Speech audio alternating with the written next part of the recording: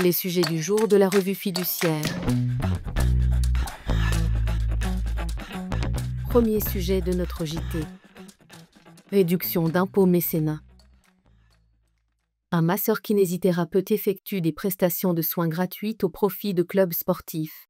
Il revendique, à ce titre, le bénéfice de la réduction d'impôt sur le revenu pour don, ce que l'administration conteste lors d'un contrôle, estimant que ces prestations gratuites ouvrent droit à la réduction d'impôts mécénats accessibles aux entreprises.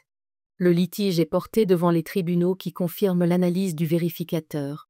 Ces abandons de recettes ne peuvent relever que de la réduction d'impôts mécénats, ce d'autant qu'il ressort des écritures du contribuable que ce dont a été accordé en contrepartie de la publicité et du gain d'image procuré par cette intervention auprès des clubs sportifs.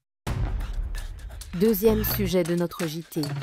L'interposition, ne serait-ce que d'une seule société étrangère, aggrave un abus de bien social. L'abus de bien social consiste en l'usage, de mauvaise foi, des biens ou du crédit de la société dans un but contraire à l'intérêt de celle-ci et notamment pour favoriser l'intérêt du dirigeant. Ce délit est puni d'un emprisonnement de 5 ans et de 375 000 € d'amende. Cette infraction peut être aggravée et donc voir la sanction encourue alourdie, 7 ans d'emprisonnement et de 500 000 € d'amende, notamment si elle est réalisée ou facilitée par l'interposition de personnes physiques ou morales. Ainsi, la sanction des dirigeants pour abus de bien social peut être alourdie lorsque ce délit s'appuie sur une interposition de personnes morales étrangères. Et à cet égard, l'intervention d'une seule société suffit, comme l'illustre une décision de la Cour de cassation. Dans cette affaire, une société française transfère 32 000 € à une société luxembourgeoise, toutes deux ayant le même dirigeant. Ce dernier est condamné pour abus de biens sociaux aggravés ainsi que pour d'autres infractions, escroquerie en bande organisée et exercice illégal de la profession de prestataire de services de paiement. En l'occurrence, la Cour d'appel considère que le dirigeant a commis un abus de bien social aggravé par l'interposition d'une personne morale étrangère. Le dirigeant conteste en cassation cette circonstance aggravante, arguant qu'il n'y a pas d'interposition puisque la société française a effectué son versement directement à une seule société luxembourgeoise.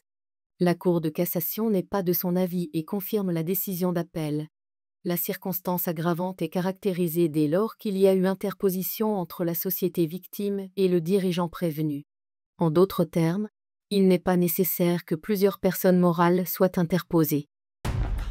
Troisième sujet de notre JT. Action de groupe pour discrimination. L'application dans le temps en partie remise en cause.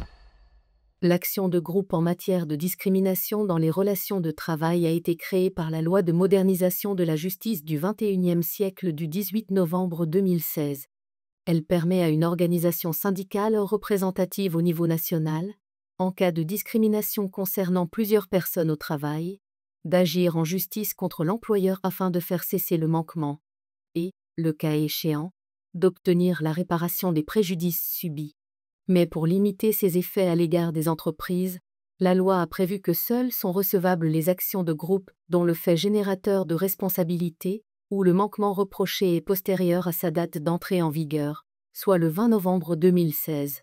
Dans un arrêt rendu le 5 novembre 2025, la Cour de cassation, tout en rappelant que la loi a limité cette action au manquement postérieur à son entrée en vigueur, elle considère que, s'agissant des discriminations de carrière, le juge doit prendre en compte, pour apprécier l'existence de la discrimination, les faits antérieurs à la loi lorsque leurs effets ont perduré après son entrée en vigueur.